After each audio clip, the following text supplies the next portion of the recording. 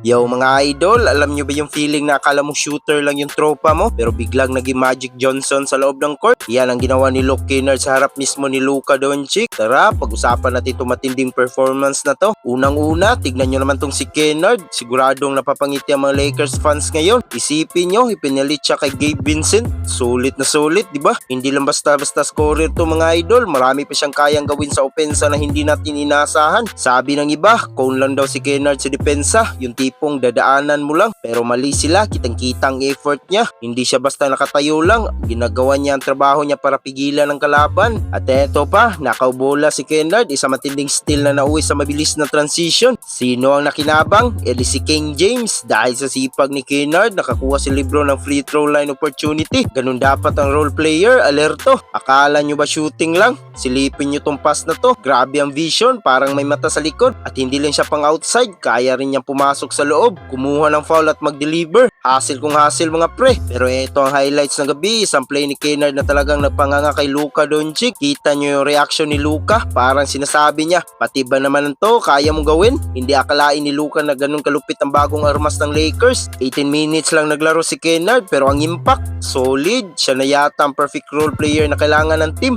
Kayo mga idol, anong sa inyo sa laro ni Kennard? Sulit ba ang trade o chamba lang? Comment nyo na yan sa baba. Huwag kalimutang i-like at mag-subscribe para sa mas marami pang NBA kwentuhan. Hanggang sa muli, ito ang inyong tropa sa court. Peace out!